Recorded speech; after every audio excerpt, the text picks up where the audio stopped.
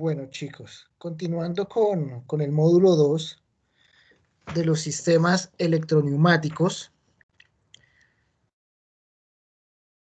entonces vamos a hablar sobre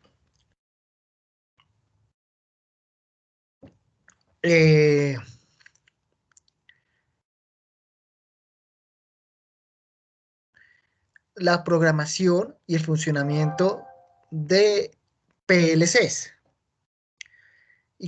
y este mundo de los controles, empezando desde microcontroladores a sistemas mucho más robustos como los PLC, que son dedicados a la industria, hasta llegar a los computadores industriales que actualmente se trabaja en la industria.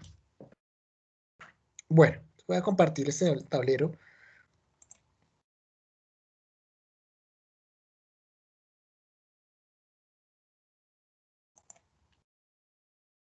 Bueno, en el módulo anterior estábamos hablando sobre aplicaciones neumáticas.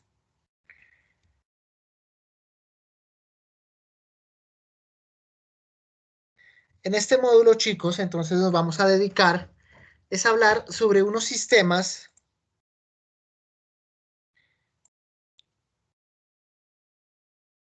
que se conocen como los PLCs. Listo. Entonces, ¿qué son los PLCs? Los PLCs significan controlador lógico programable.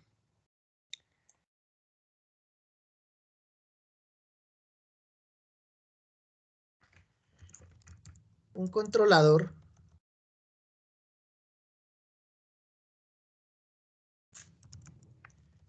espérenme porque no puedo ver el color negro.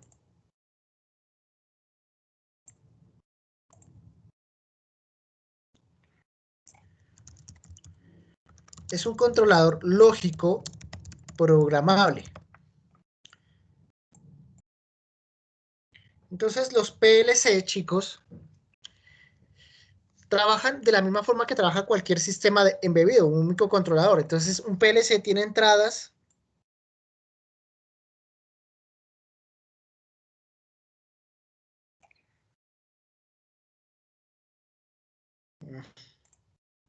okay.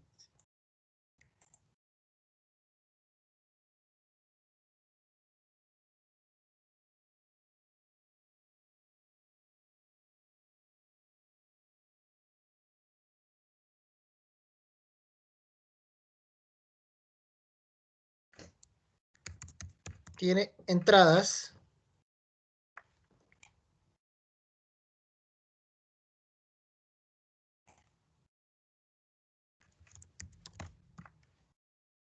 y tiene las diferentes salidas.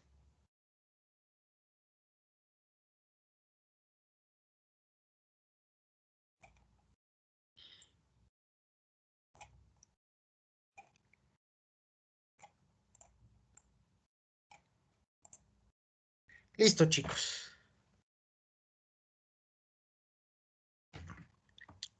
Dentro de esta caja que tenemos acá, entonces está toda la lógica y todo el cableado y todo su sistema de cómputo para que trabajemos igual que un microcontrolador. Entonces tenemos unas entradas que pueden ser sensores,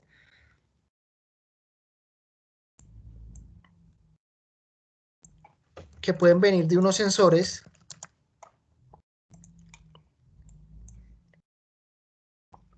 y tenemos unas salidas que pueden activar, por ejemplo, actuadores de acuerdo a esos sensores. Recuerdan que en la clase pasada o en el módulo pasado vimos circuitos neumáticos y acá estamos entrando ya a la parte de electroneumática combinada con PLCs para activar válvulas de control que sean activadas por señales eléctricas.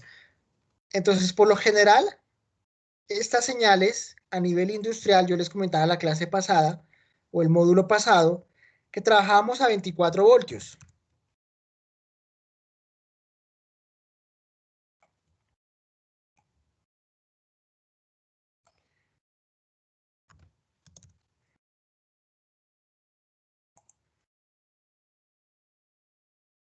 Entonces, obviamente la salida también deben ser sistemas que soporten 24 voltios.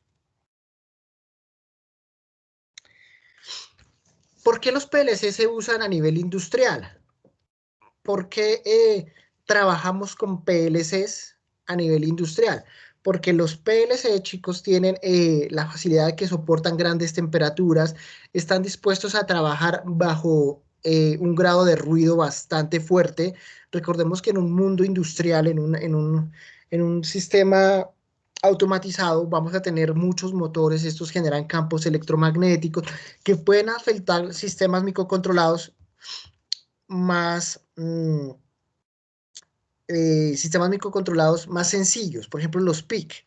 Los PIC no soportarían esa cantidad de ruido electromagnético, fallarían mucho, tocaría hacerles un aislamiento, mientras que los PLC ya están diseñados desde fábrica para soportar todo ese ruido electromagnético, soportar las grandes horas de trabajo a diferentes temperaturas y ser mucho más robustos a nivel industrial. Listo, chicos. Por lo general, tenemos la familia de Siemens, que es Simatic, que son PLCs, por ejemplo, está el S1300, el S1200. Tenemos la familia de Panasonic, tenemos la familia de Rockwell, que tienen ya funciones, los PLC ya vienen con funciones muy chéveres, por ejemplo, autosintonización de controladores, eh, las famosas subrutinas son más eficientes, código, podemos trabajar código en paralelo ya, porque ya tienen con diferentes núcleos, y esto es lo que llamamos pues los famosos PLCs. Vamos a ver un video, quiero mostrarles un video de qué es un PLC, entonces vamos a empezar analizando el S1300, por ejemplo.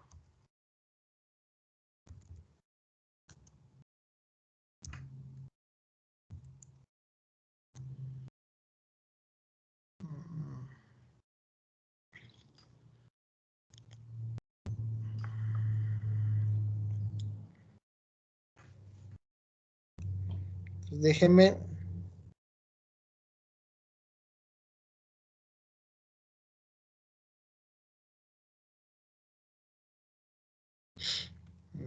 esperen a ver si lo encuentro, PLC.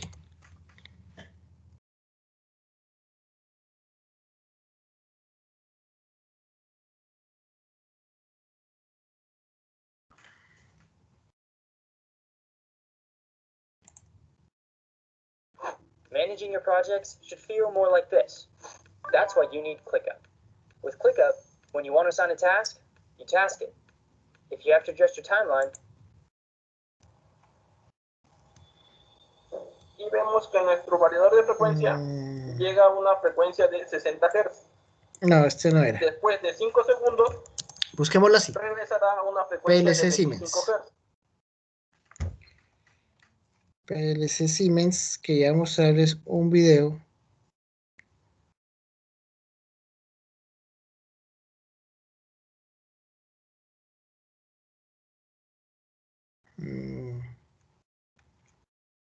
Bueno, entonces pongámoslo así, chicos.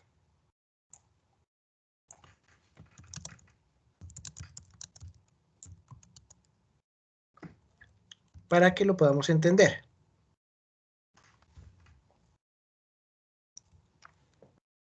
Listo. Acá hay un...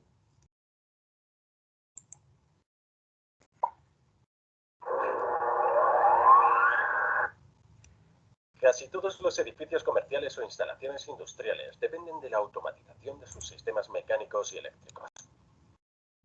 Esta tendencia solo va a aumentar, especialmente porque se están construyendo constantemente sistemas y edificios más grandes, más inteligentes y complejos. Así que, ¿cómo controlamos estos sistemas y qué dispositivos se utilizan para conseguirlo? Eso es lo que cubriremos en este vídeo, que está patrocinado por Telecontrols.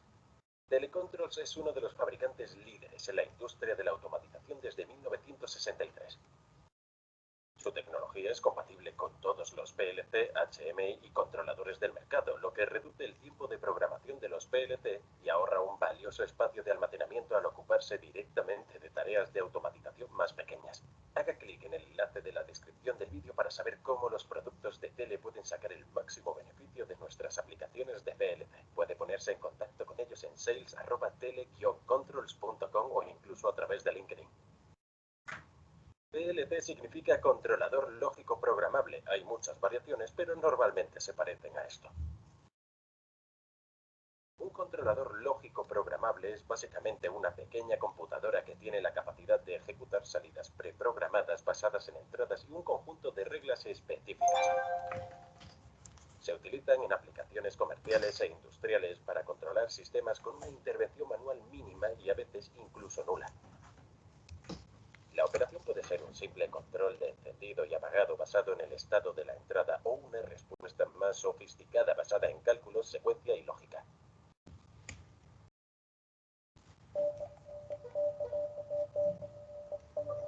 This course is about machine learning. Antes de los PLCs, el control se realizaba a través de conjuntos de relés. Cada relé controlaba las entradas y salidas específicas de acuerdo con el cableado físico. Los relés controlaban otros relés para formar controladores lógicos, por ejemplo, con una simple compuerta AND. Solo cuando se activan dos entradas, esta y esta, se activa la salida del relé. Estas entradas podrían ser sensores o podrían ser salidas de otros relés. Para cambiar el funcionamiento había que cambiar el cableado físico, por lo que las conexiones físicas tenían que ser alteradas y se requería de una respuesta diferente. Estos viejos conjuntos de relés eran de gran tamaño y muy complejos. Este es un ejemplo de un conjunto de relés de ascensores. Y este es el conjunto de relés de una antigua subestación eléctrica.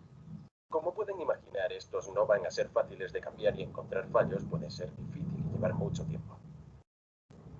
Con el descubrimiento de la electrónica de estado sólido y los circuitos integrados, la parte de la lógica de mando de los conjuntos de relés pudo ser reemplazada por la lógica del software y así los PLCs tomaron rápidamente el control. Los PLCs varían considerablemente en su aplicación, pero todos monitorean sus entradas, luego toman una decisión basada en un conjunto de reglas archivadas y a partir de ellas se emiten comandos para automatizar un proceso.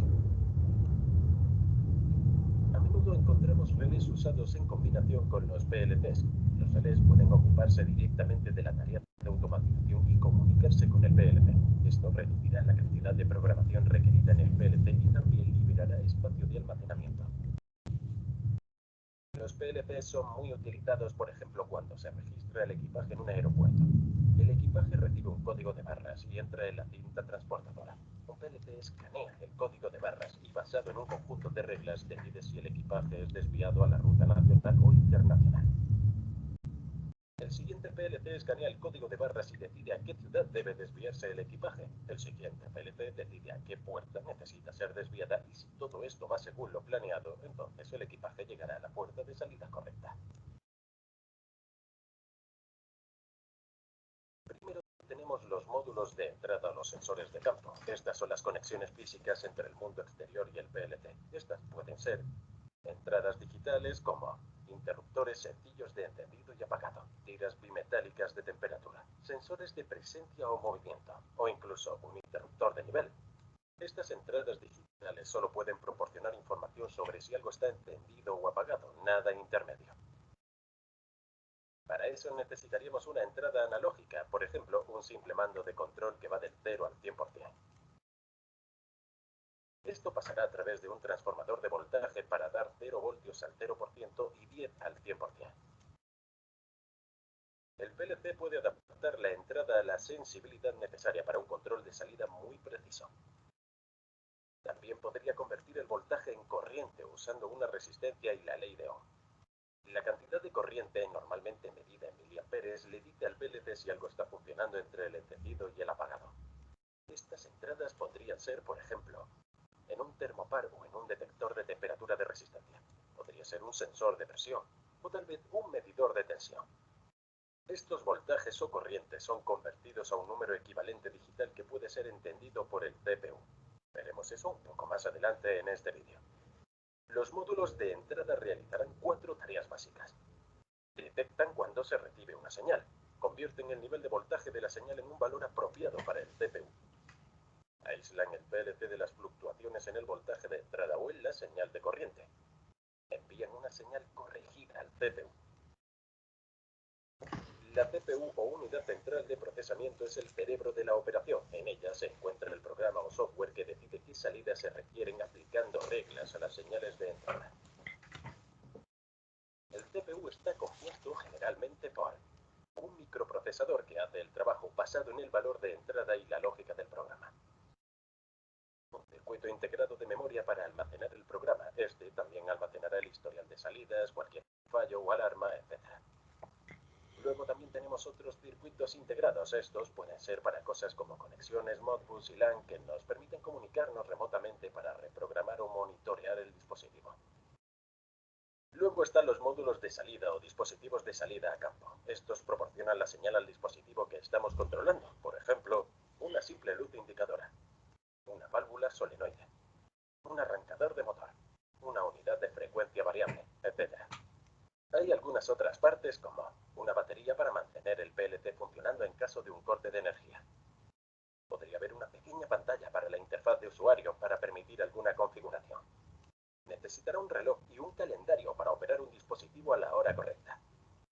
Y también tendrá que haber una fuente de alimentación para proporcionar el bajo voltaje utilizado por el CPU, así como los módulos de entrada y salida. Por cierto, hemos cubierto en detalle los variadores de frecuencia, los arrancadores de motor y las válvulas solenoides en nuestros vídeos anteriores. Échale un vistazo a los enlaces de abajo para más información.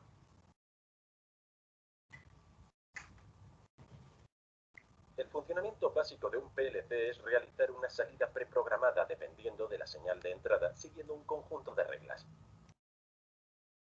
El PLC completa las siguientes etapas en su operación básica.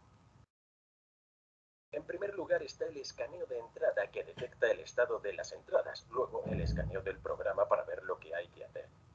Luego ejecutará la lógica del programa para implementar realmente lo que las reglas establecen. Luego debe actuar las salidas para operar los dispositivos de salida basados en los requerimientos del programa. Por último, el mantenimiento para el autodiagnóstico, las comunicaciones, las actualizaciones y la presentación de informes. El tiempo de escaneo, que es el tiempo que toma completar todas las etapas, depende de la sensibilidad, la resistencia y el tiempo de procesamiento de los sistemas. Las entradas analógicas tienden a tardar más tiempo en procesarse en comparación con las entradas digitales más sencillas de encendido y apagado. Por ejemplo, un tanque de agua podría tener un tiempo de escaneo rápido de 2 milisegundos y esto evitará que se llene demasiado. Pero un control de temperatura ambiente puede ser mucho más lento, tal vez 100 milisegundos. Veamos un ejemplo de una respuesta simple. Tenemos un sensor de temperatura de tira bimetálica, un pelete y un calentón. La tira bimetálica se dobla a medida que se calienta y se enfría, así que podemos usarla para detectar si la habitación está a la temperatura deseada y desde aquí controlar el calentón. Cuando la habitación está a la temperatura correcta, el circuito se completa y el PLC recibe una señal, por lo que el calentón se apaga. Cuando la temperatura de la habitación desciende, el circuito ya no está completo y el PLC detecta este cambio en la entrada. Reacciona enviando una señal de salida para encender el calentón. Esto es muy simple y también podríamos usar un simple relé para lograrlo. Sin embargo, un PLC es mejor porque tiene una función de tiempo, así que puede verificar el tiempo antes de encender el calentón. Por ejemplo, el edificio podría estar vacío por la noche y los fines de semana, por lo tanto no queremos que el calentón se encienda en ese momento. El PLC es informado de que la habitación está demasiado fría, verificar la hora y la fecha para ver si se permite encenderlo, y luego en base a esto decide si encender el calentón o dejarlo apagado. Entonces podemos añadir funciones y entradas adicionales, por ejemplo un sensor de movimiento en la entrada. El termostato le dice al PLC que la habitación está demasiado fría. El PLC verificará el tiempo para asegurarse de que se le permite encender el calentón y ahora también puede verificar si la habitación está ocupada. Por ejemplo, podría haber un día festivo que no aparece en el calendario. El edificio está vacío y por lo tanto el calentón no necesita encenderse.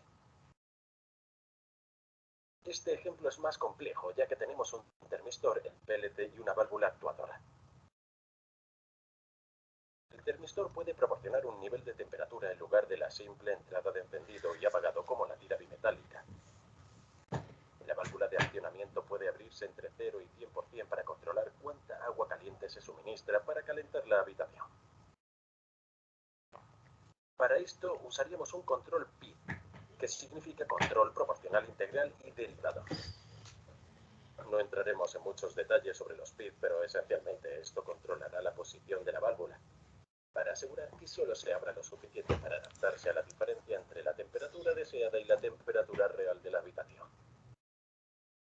Por ejemplo, si la temperatura de la habitación bajó muy ligeramente, no queremos que la válvula de calefacción se abra instantáneamente al 100%. Porque la habitación se calentará demasiado rápido y esto sobrepasará la temperatura deseada.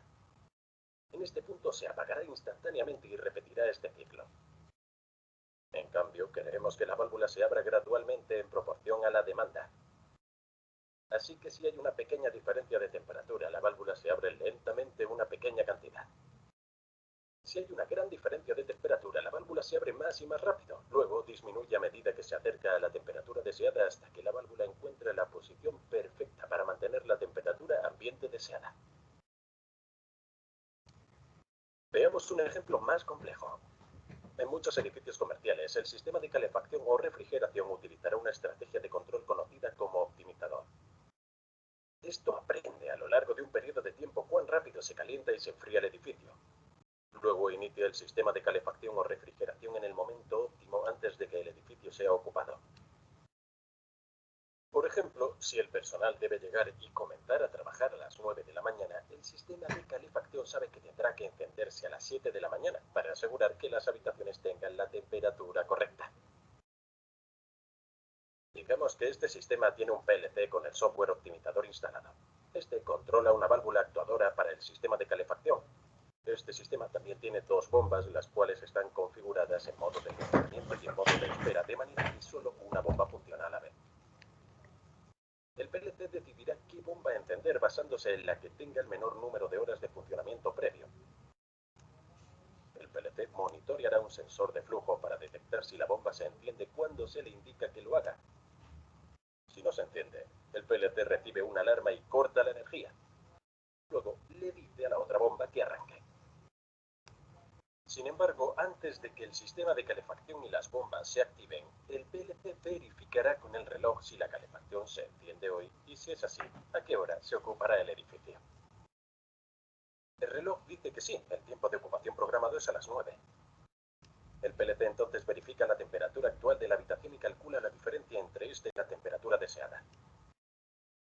Luego verifica la temperatura exterior para calcular cuánto tiempo tardará en calentar el edificio, porque en un día muy frío habrá una mayor pérdida de calor, por lo que tardará más tiempo. A partir de esto, el PLC calcula el tiempo que necesita para encender el sistema de calefacción para que el edificio esté a la temperatura deseada listo para las 9. Por cierto, hemos cubierto las bombas y relés de servicio en nuestro vídeo anterior. Échale un vistazo a los enlaces debajo para más información.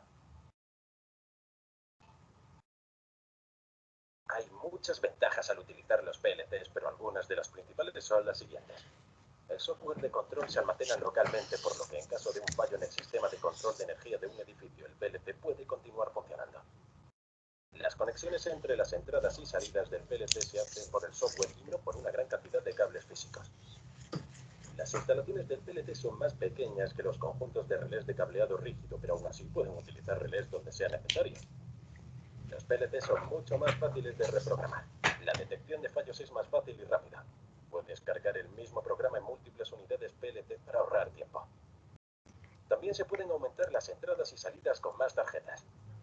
Bien, esto es todo por este vídeo, pero para continuar aprendiendo de controles e ingeniería eléctrica, revisa uno de los vídeos en pantalla ahora y te veré allí para la próxima lección. No olviden seguirnos en Facebook, Twitter, Instagram, LinkedIn, así como en engineeringmindset.com.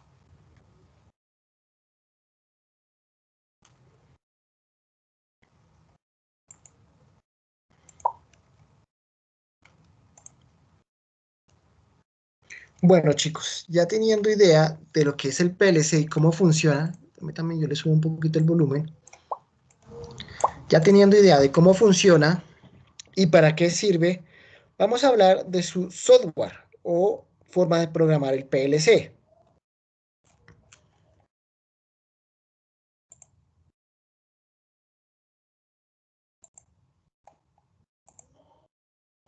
Entonces, el software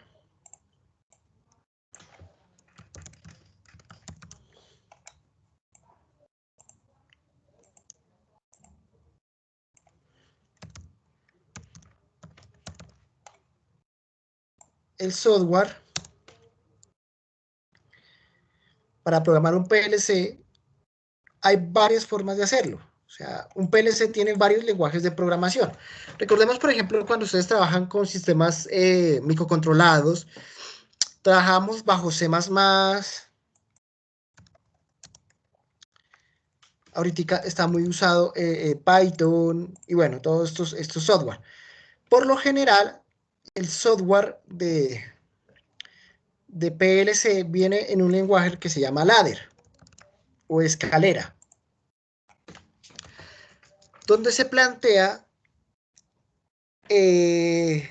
una serie de compuertas, como pensando en los relés antiguamente. ¿Recuerdan en el video que él hablaba de los relés? Es mirar eso, cerrados y abiertos. Entonces, escalera quería decir eso. Imagínense ustedes que ustedes tenían el diagrama de muchos relés y controlaban las salidas de ese relé. Entonces, el software de escalera o ladder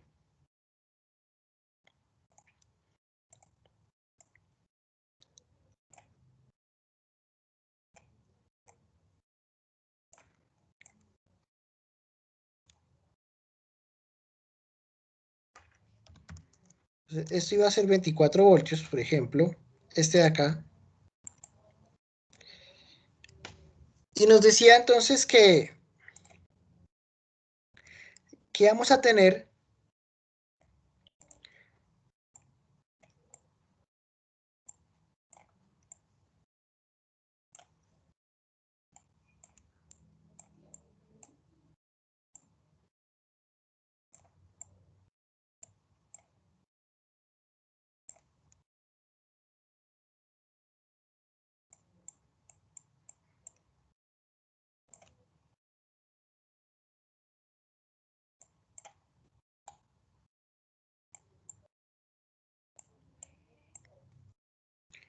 listo, digamos así, chicos. Entonces, teníamos S1 y S2, y S1 y S2 iban a ser las entradas físicas del PLC. Entonces, acá teníamos nuestro PLC, y por acá había una entrada que estaba conectada a un sensor, y ese la vamos a llamar S1, y acá S2. Y por acá teníamos una salida. Estas eran entradas. Y por acá una salida, que vamos a llamar Q1. Entonces, ¿qué estamos diciendo acá en este lenguaje ladder? Ladder se informaba así. Si hay presencia, si no hay presencia de S1 y hay presencia de S2, active Q1, en pocas palabras. Eso es lo que estamos diciendo.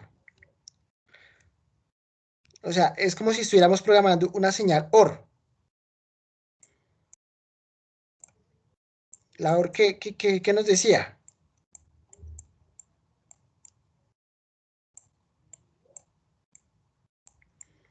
Entonces, si está en 0,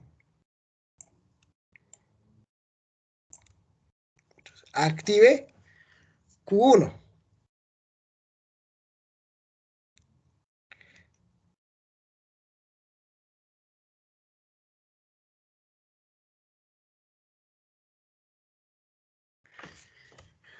Listo. Entonces, ese es el lenguaje ladder.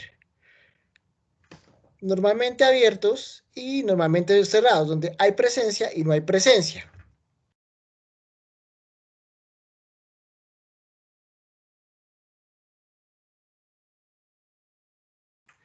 Podríamos hacer un autoenclavamiento, por ejemplo, acá,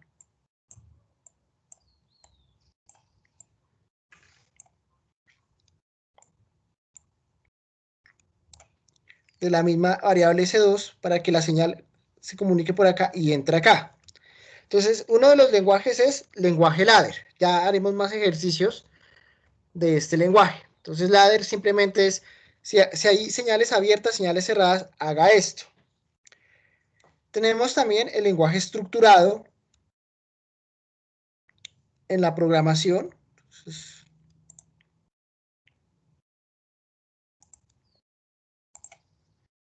tenemos otro tipo de lenguaje.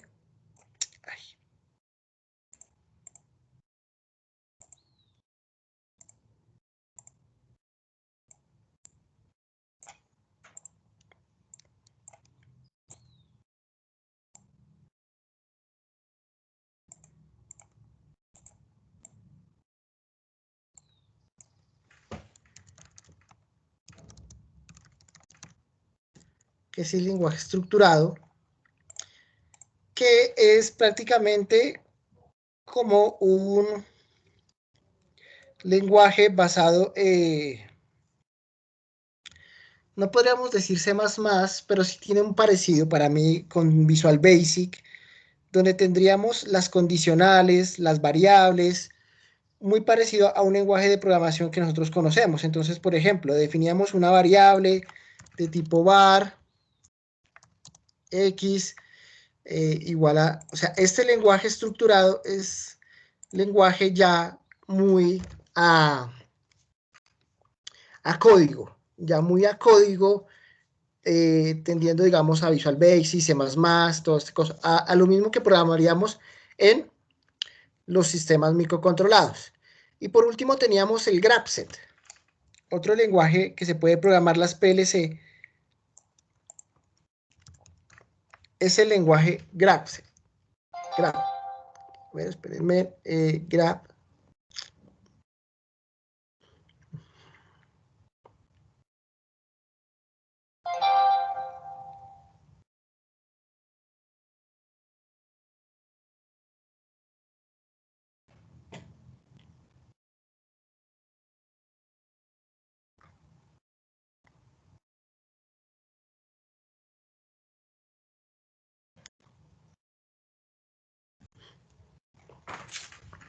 Entonces tenemos la programación Grapset, que simplemente es un diagrama de bloques y miraríamos los estados en los que estamos trabajando. Los estados, ¿qué van a ser los estados para este caso? Van a ser las reglas que vamos a programar dentro de la PLC.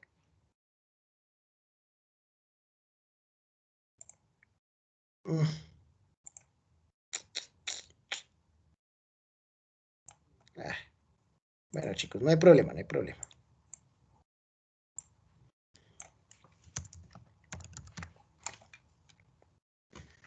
Grapset. Listo. Entonces, el Grapset que simplemente es una regla, conjunto de reglas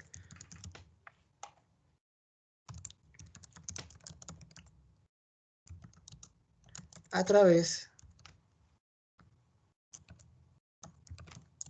de bloques o diagramas. Diagrama de bloques. Entonces, simplemente yo definía los estados en el lenguaje Grapset. Uno define los estados. Por ejemplo, aquí tenemos un estado, dos estados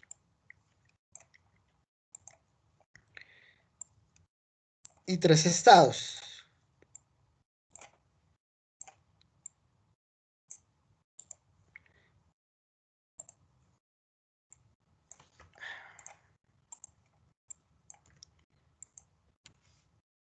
Ese iba a ser mi estado 1, mi estado 2 y mi estado 3. Entonces, en esos estados, chicos, lo que yo voy a programarles es, por ejemplo, para tener en cuenta el diagrama Grapset,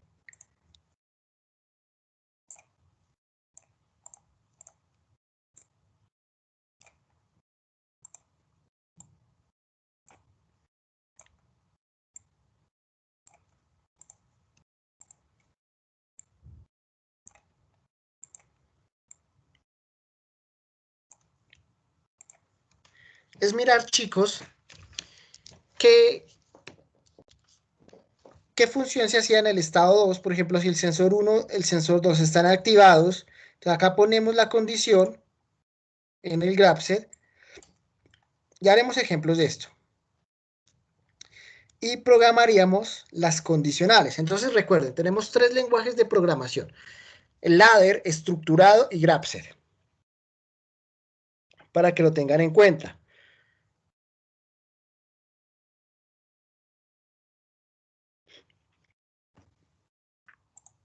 Entonces miremos acá, empecemos con el lenguaje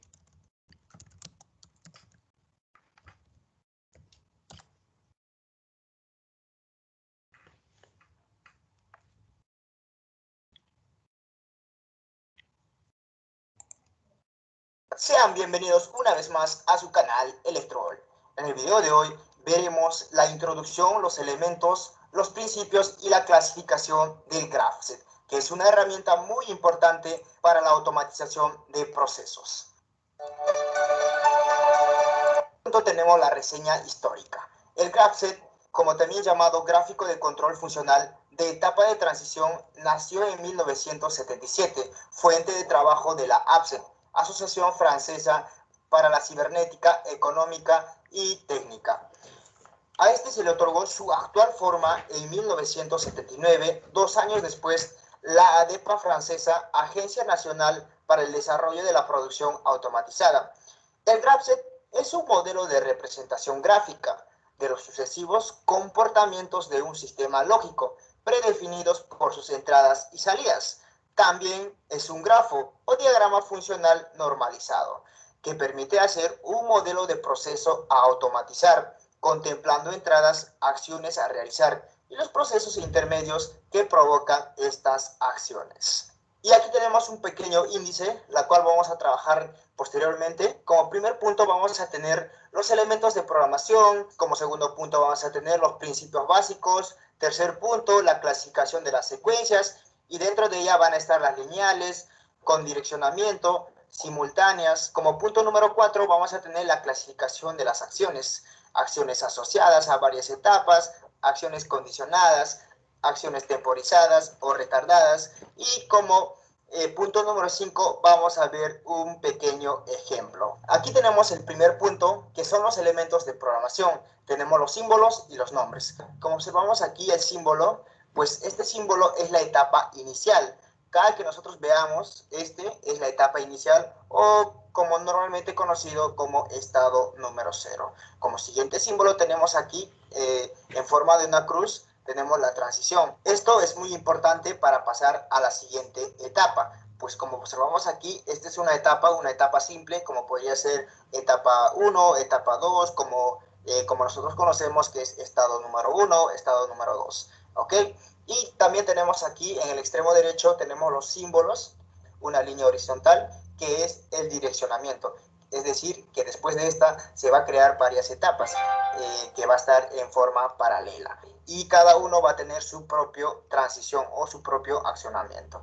Y aquí tenemos el proceso simultáneo. Pues aquí en el proceso simultáneo, como su nombre lo dice, se va a activar, por ejemplo, las etapas que vamos a tener al mismo tiempo. Todas las etapas, por ejemplo, vamos a tener unas 3 etapas después de estas 2 líneas horizontales, ¿no? Entonces estas se van a activar al mismo tiempo. Las 3 que vamos a tener se va a activar al mismo tiempo. A la diferencia del direccionamiento, que cada una de las etapas va a tener su propia transición, ¿ok? Y finalmente vamos a tener las acciones asociadas. Este va a estar en cada etapa, por ejemplo aquí, en la etapa número 1, van a estar siempre acciones asociadas. Ahora vamos al punto número 2, que son los principios básicos. Se descompone el proceso en etapas que serán activadas una tras otra. A cada etapa se le asocia una o varias acciones que solo serán efectivas cuando la etapa esté activa. Una etapa se activa cuando se cumple la condición de transición y está activada la etapa anterior. El cumplimiento de una condición de transición implica la activación de la etapa siguiente y la desactivación de la etapa precedente. Nunca puede haber 2 etapas o condiciones consecutivas. Siempre debe ir colocadas de forma alternada. Y tenemos el punto número 3, que son las clasificaciones de las secuencias. Tenemos las secuencias lineales. Aquí tenemos un pequeño ejemplo que nos muestra la figura. Aquí tenemos la condición, como observamos es todo lineal, ¿ok? Aquí tenemos el estado 1, estado 2, estado 3, estado 4. Vamos a la siguiente, que es con direccionamiento. Nosotros habíamos visto con anterioridad esta línea horizontal.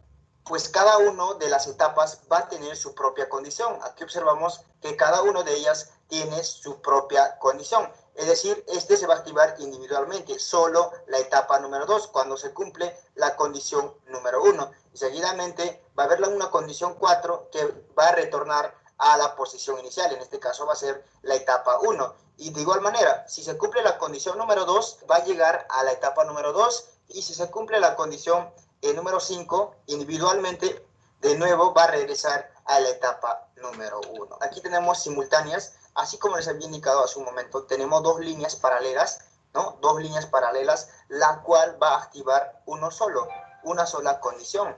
Mira, ahí observamos una sola condición.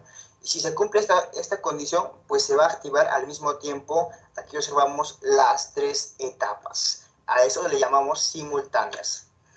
Vamos aquí, que son las acciones asociadas a varias etapas.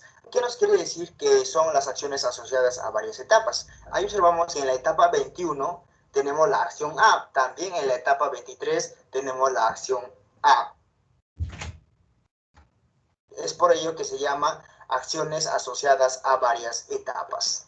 Y aquí tenemos la clasificación de las acciones. Tenemos las acciones condicionadas. Aquí observamos la acción condicionada. En este caso, no solo basta que esté en la etapa número 10 para que se accione la acción A, sino que también vamos a tener aquí una condición A para que necesariamente se active la acción A.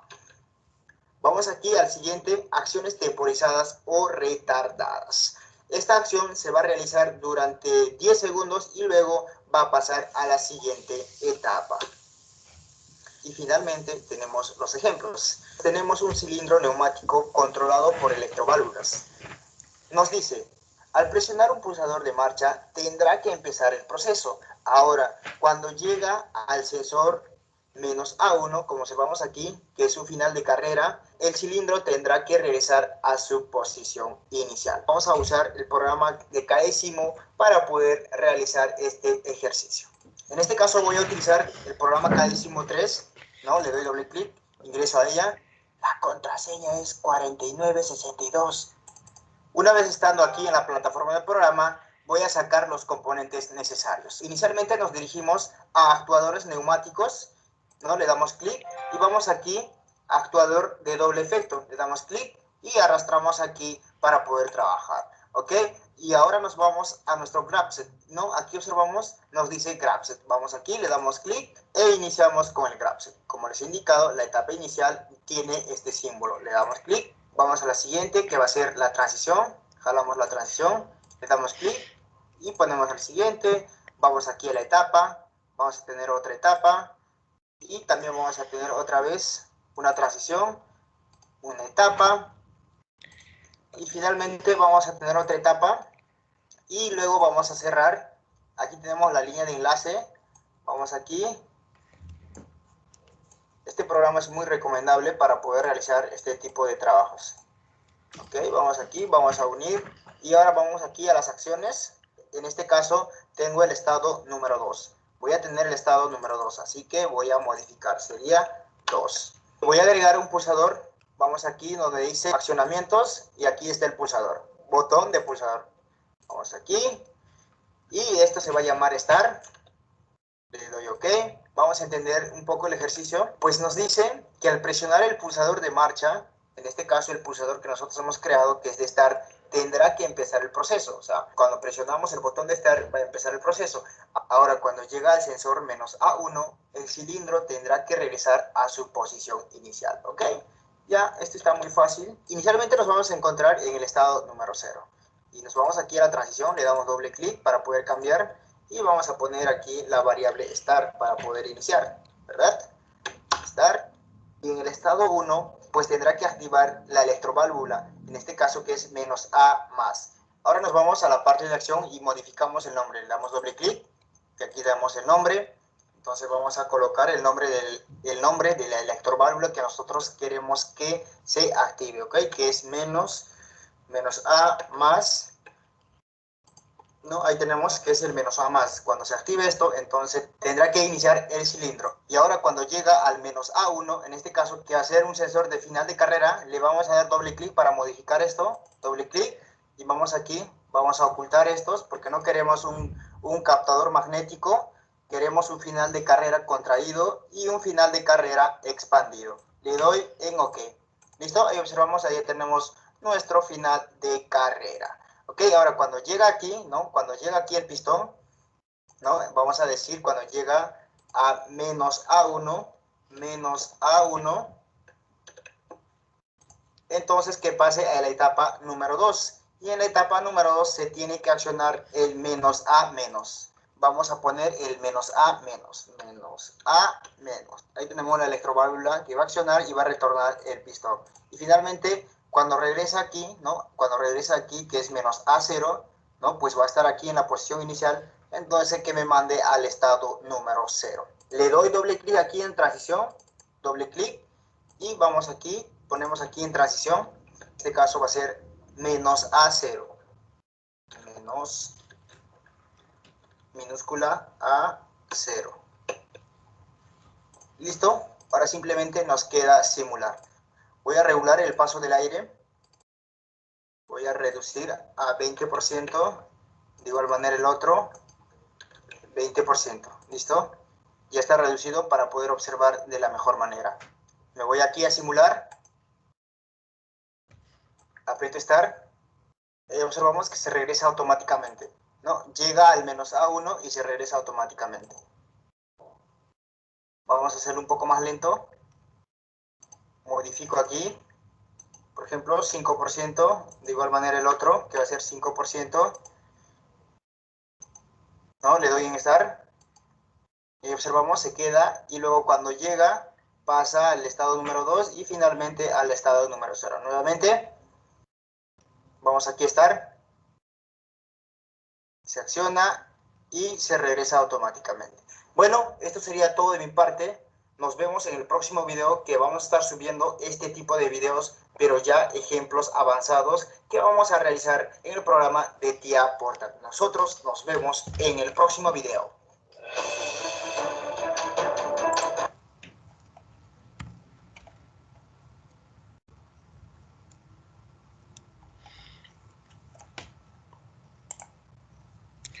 Bueno, chicos, entonces creo que ahí les va a quedar un poco más claro el graph-set para esa secuencia que teníamos. Entonces es muy fácil aplicar graph-set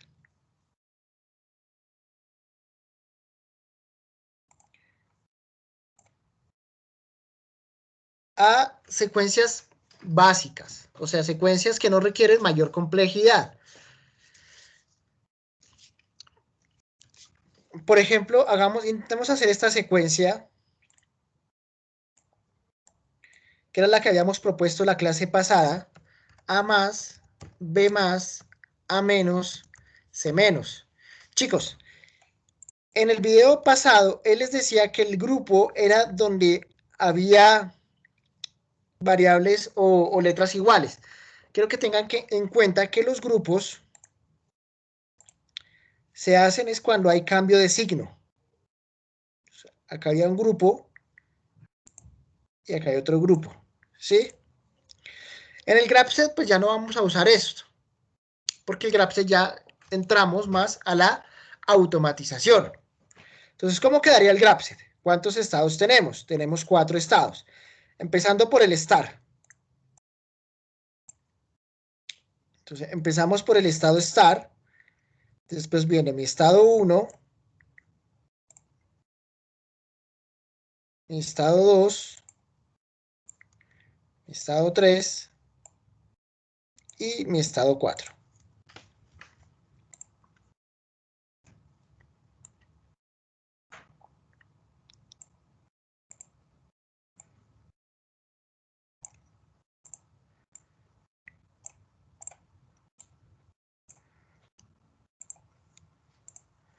Bueno, este estado lo vamos a llamar inicio o start.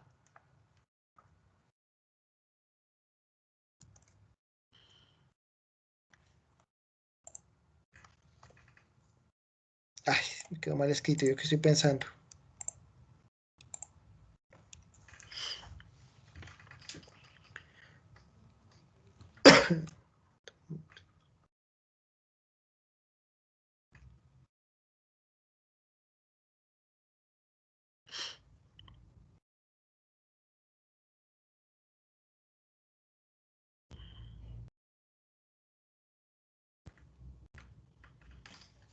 ¿Qué pasaría ahí?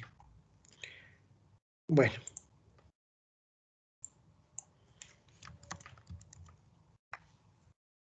Se me había quedado mal escrito. Bueno.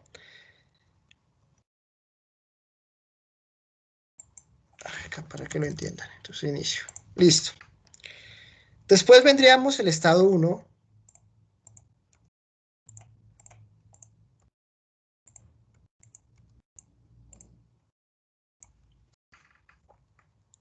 Y el estado 4.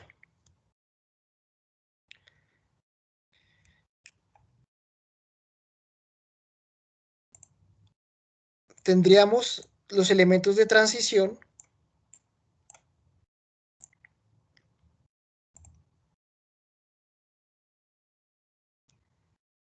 Y acá diríamos entonces,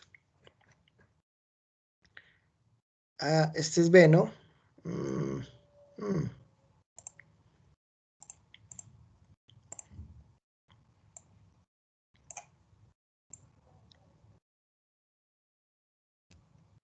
Este va a ser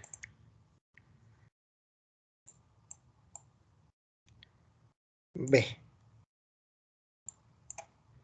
Listo. A más. Borremos todo esto para que les quede mejor claro.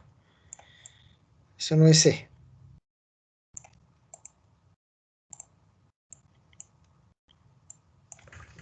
A más, B más, A menos, B menos. Listo.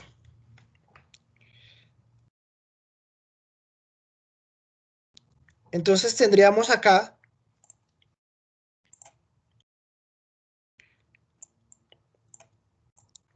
el pulsador S0. Si S0 está activo, ¿qué es S0, chicos? S0 va a ser el pulsador de inicio. Entonces voy a intentar dibujar acá mis cilindros.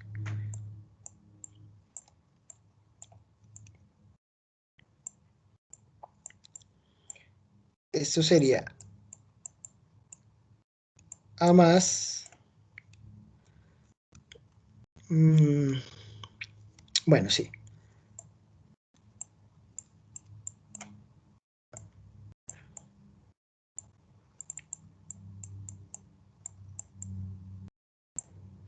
Bueno, entonces tendríamos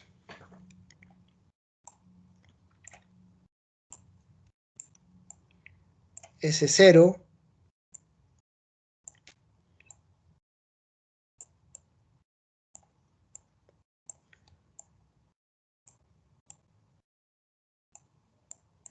S0, S1 y S2. ¿Qué son S0, S1 y S2? Son los sensores que me van a activar esto. Entonces, si se activa S0, que es el pulsador, el inicio,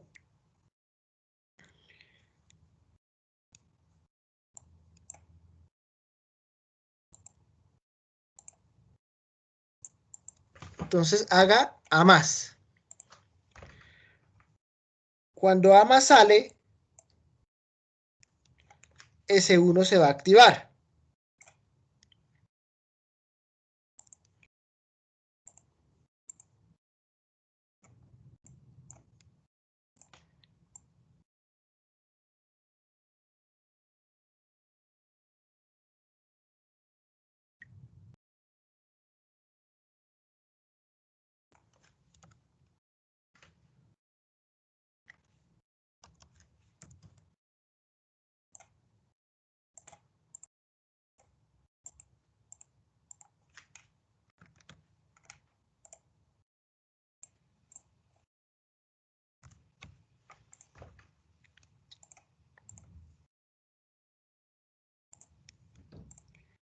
Listo. Cuando S1 se activa, automáticamente activamos B+.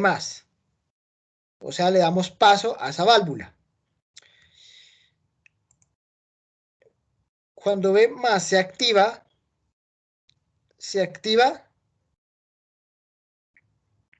S2 y se activaría después S3. Aquí nos quedó algo mal, porque aquí deberíamos entonces decir la transición, que sería S1,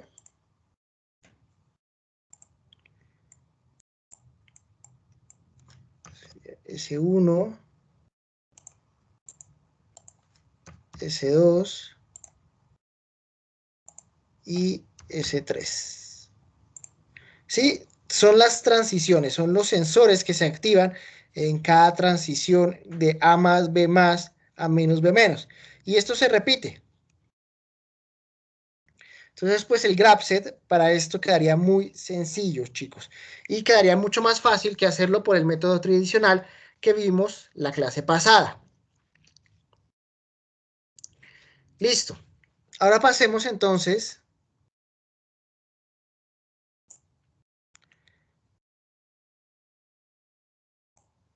al lenguaje ladder o escalera. Entonces vamos a ver acá un lenguaje.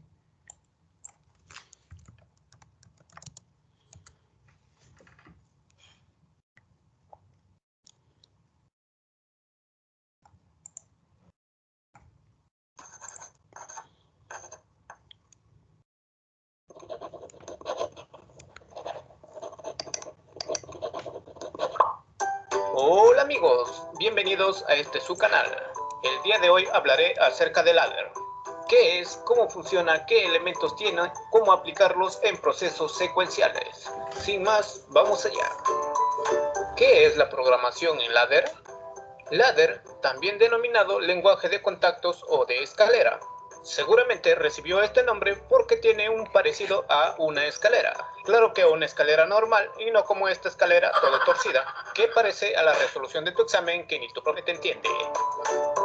Es un lenguaje de programación gráfico muy popular dentro de los controladores lógicos programables o PLCs, debido a que está basado en los esquemas eléctricos de control clásico. Su principal ventaja es que los símbolos básicos están normalizados según la norma NEMA y son empleados por todos los fabricantes.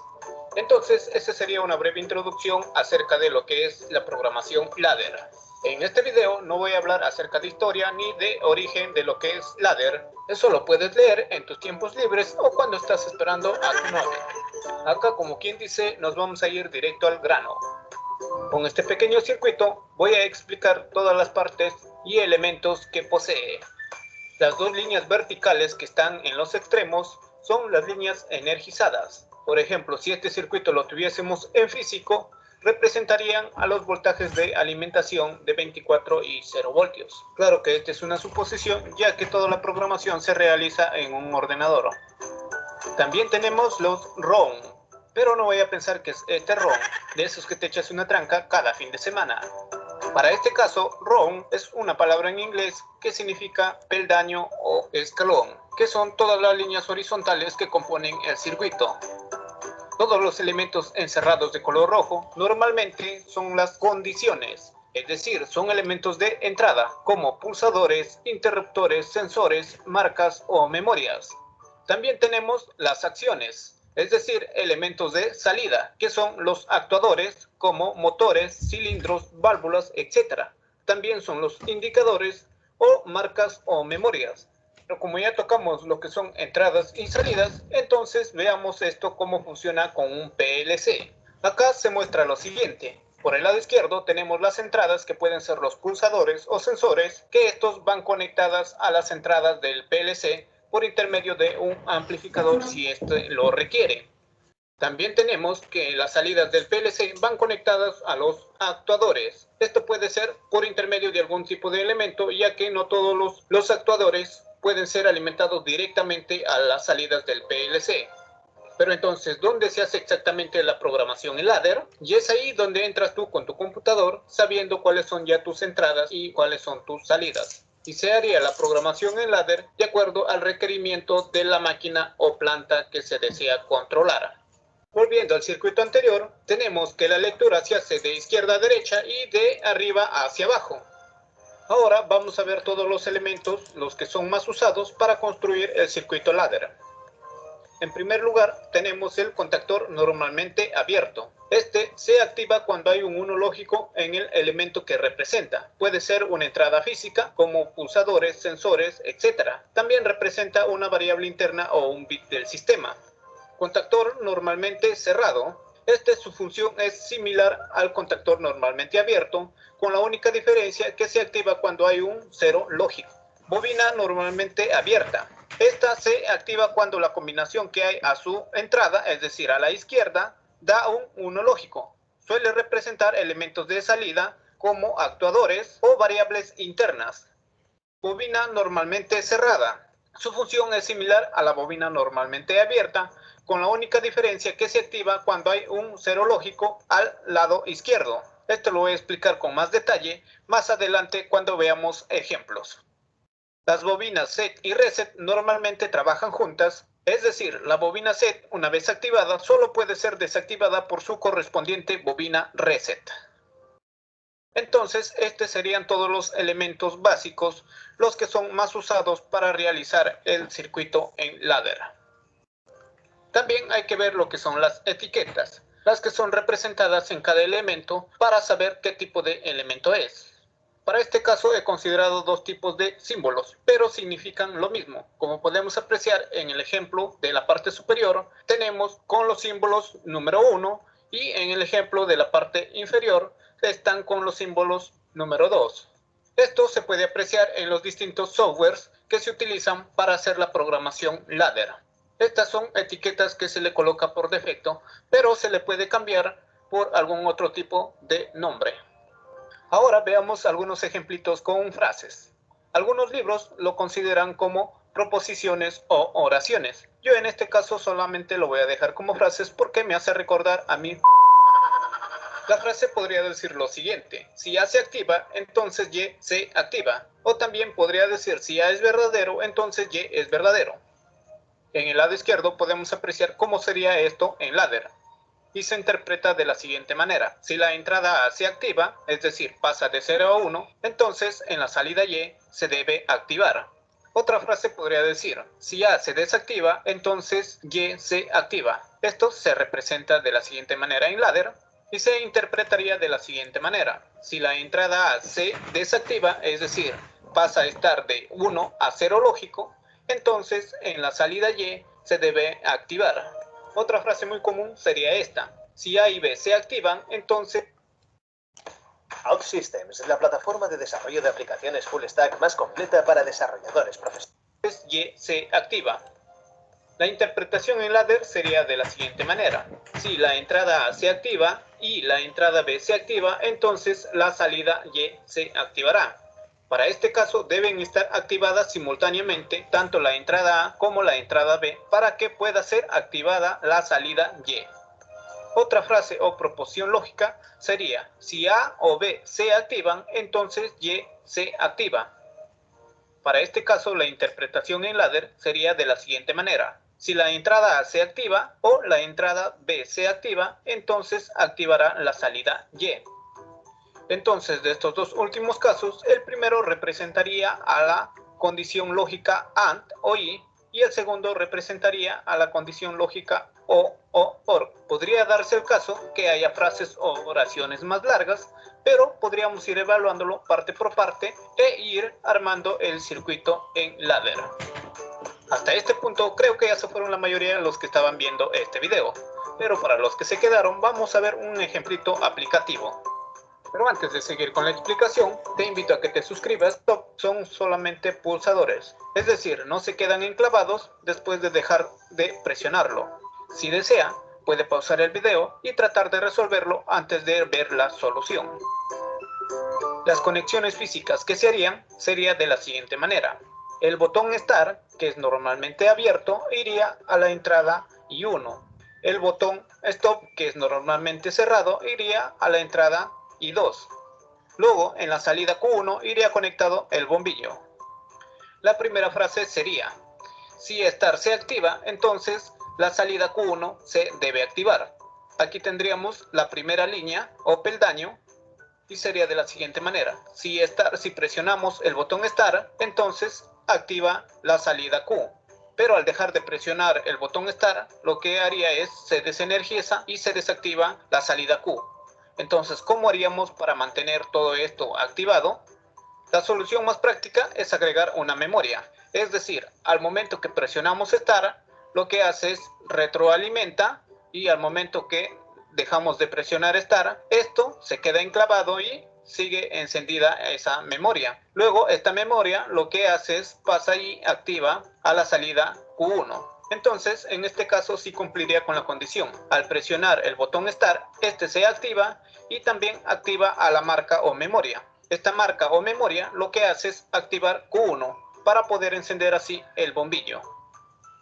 Ahora, la última frase sería: si presionamos el botón Stop, se debe apagar el bombillo. ¿Dónde cree usted que iría el pulsador Stop?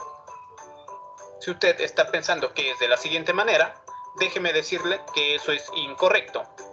En primer lugar, solamente tenemos una salida, es decir, Q1. No podemos hacer que la etiqueta se repita como dos salidas, solamente puede ser una sola vez. Podemos agregar una marca o memoria, pero no podemos colocar dos salidas con la misma etiqueta. Pero usted seguro ya se está preguntando: en la salida del PLC hay dos salidas. Pero no es así, solamente es una salida, solo que está como un contactor normalmente abierto que se cierra al momento que se activa o se cumple la salida Q1, y así dejaría pasar la corriente al bombillo.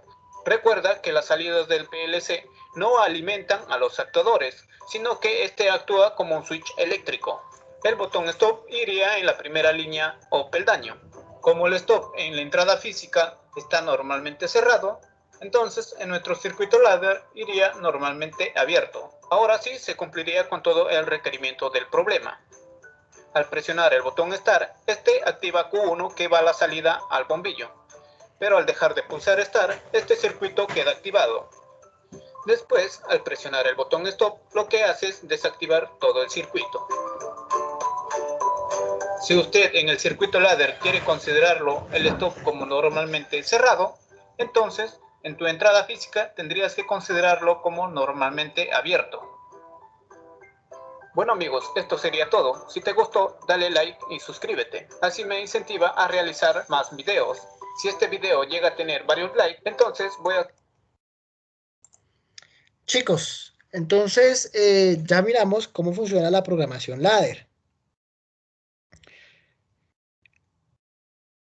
Los reto a que intenten hacer la secuencia en ladder de A más, B más, A menos, B menos. ¿Cómo les diría? Y me la envían al correo. Hagamos una retroalimentación cuando vean este video y empecemos a mirar cómo funciona este lenguaje. ¿Listo? Bueno, y por último, hablaríamos entonces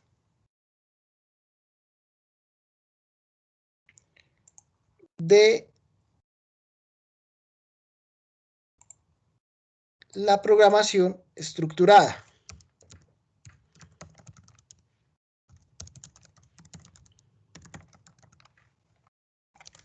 Para los PLC. Entonces, miremos otro video.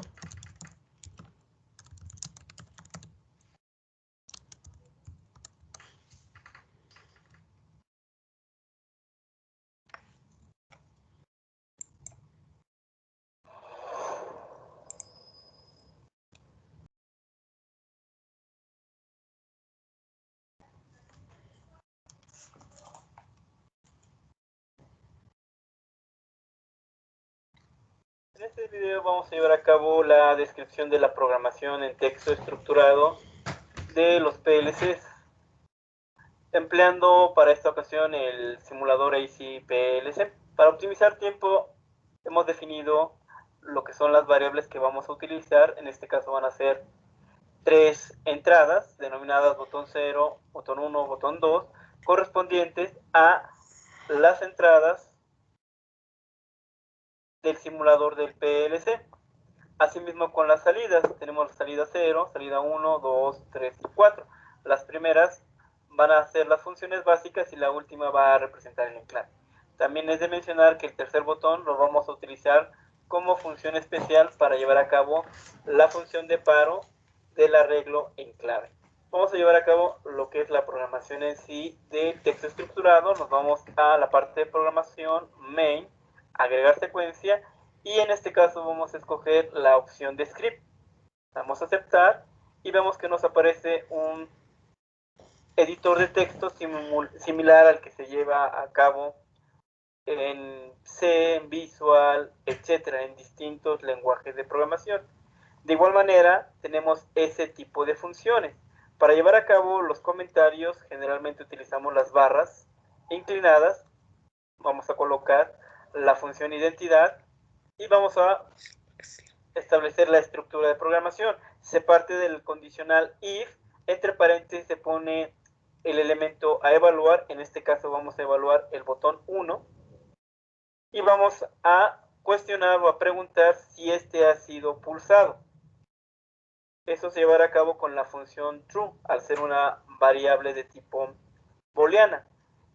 El if va a tener una llave que abre, una llave que cierra, va a tener un else con una llave que abre y una llave que cierra.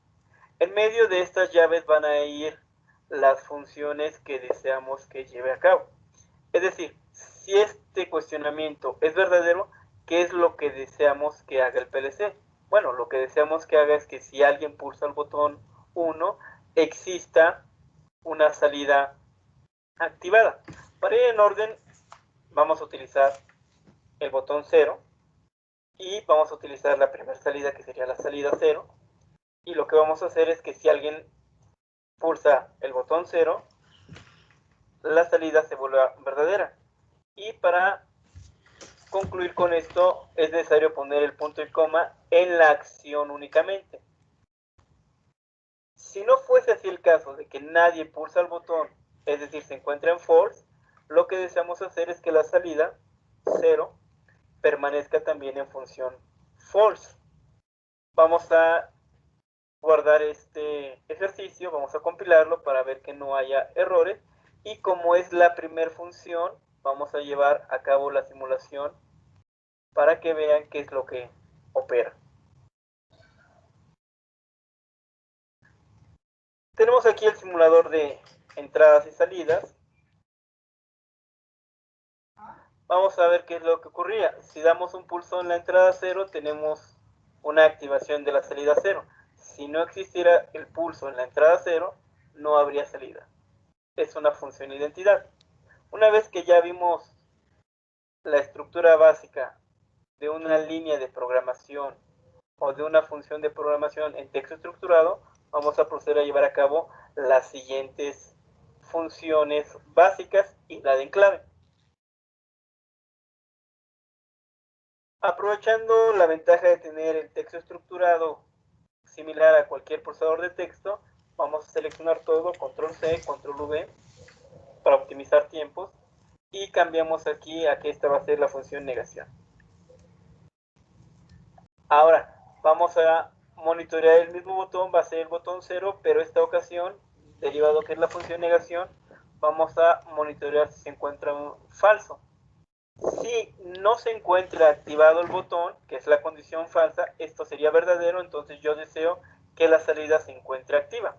Caso contrario, si alguien pulsa el botón, esto se volvería falso y entonces entraría el else, que lo que va a hacer es que se apague la salida cuando el botón esté activo.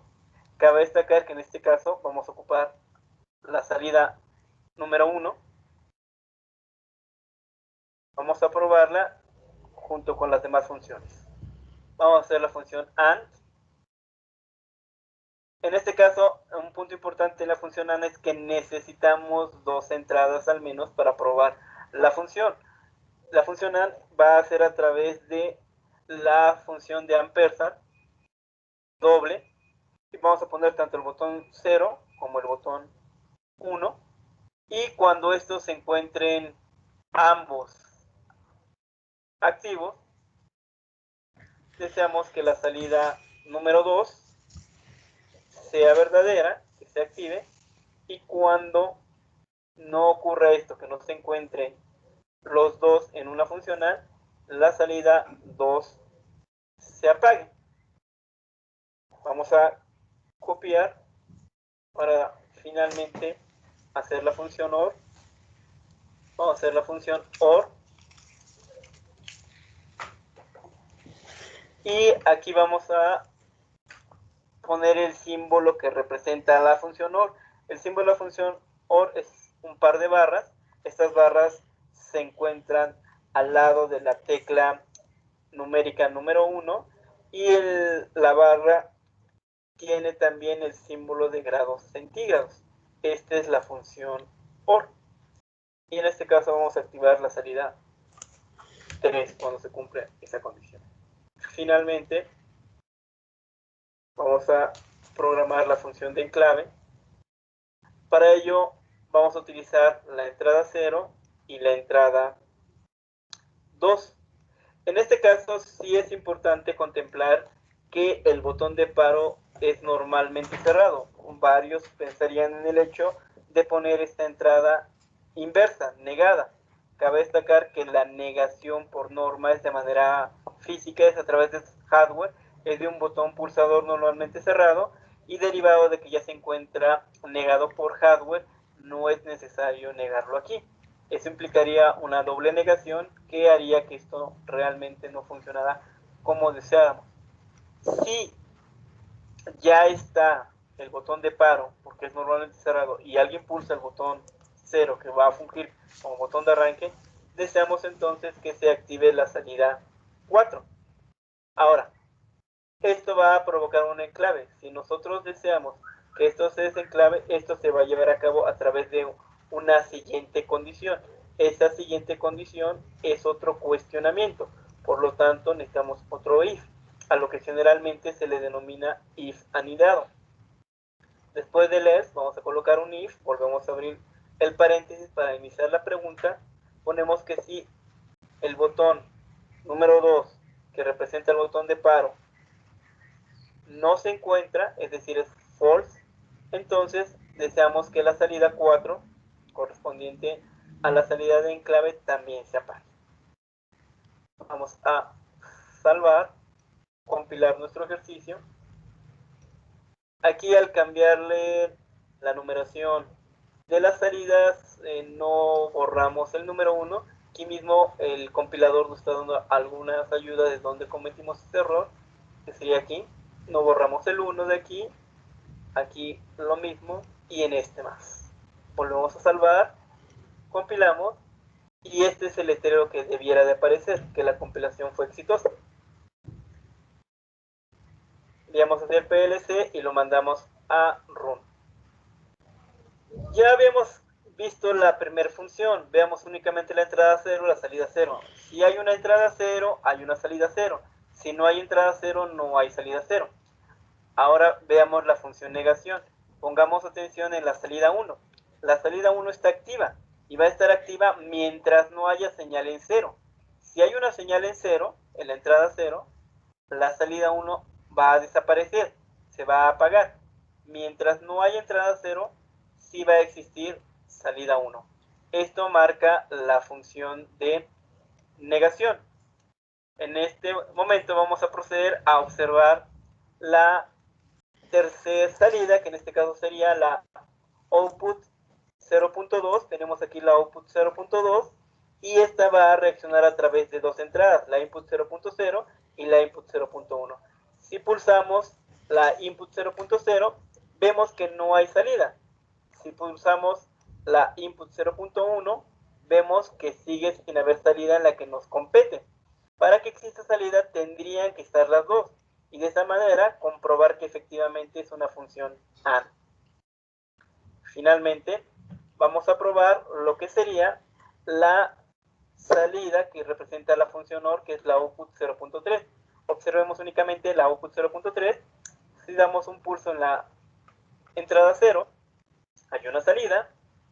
En la 3, si pulsamos la input 1, también hay una salida. Si están las dos, también existe esa salida, dado que es una función OR y basta que cualquiera de ellas sea verdadera para que exista una salida. Finalmente, veamos la función de enclave que la tenemos aquí en la salida 4. Vamos a recordar que la input 0 funciona como botón de arranque y la input 2 funciona como botón de paro. Si yo doy un pulso en la input 0, que es el botón de arranque, vemos que no arranca, lo cual es correcto, derivado de que para que arranque tenemos que garantizar que el botón de paro está funcionando. El botón de paro es la input 2. Recordemos que físicamente es normalmente cerrado, lo que implica que constantemente está enviando una línea de 24 volts a la entrada del PLC, y el PLC está identificando que esta entrada está permanentemente activa. De tal manera que en este instante únicamente espera un pulso del botón de arranque para llevar a cabo el enclave. Aunque yo quite ese pulso, a diferencia de las otras funciones, el pulso permanece memorizado, se encuentra enclavado. Para que se enclave, yo tendría que dar un pulso en el botón físico de paro, que al pulsarlo va a hacer que la señal se corte en la entrada 2, va a cortar la salida, y cuando yo suelte el botón pulsador, va a regresar a su estado inicial, que es normalmente cerrado, va a mandar la señal, pero aunque regrese la señal no se vuelve a activar la salida, que es la función de un enclave, o de un sostenimiento, o de un latch, como generalmente se les conoce. Y esta sería la forma en que llevaríamos a cabo las funciones básicas con texto estructurado en ACPLC. Bueno, chicos, entonces, pues eso es todo. Vimos las 3 formas de programar los PLC. Entonces, recuerden, ladder, grabset y estructurado. Entonces, la idea es que hagan ejercicios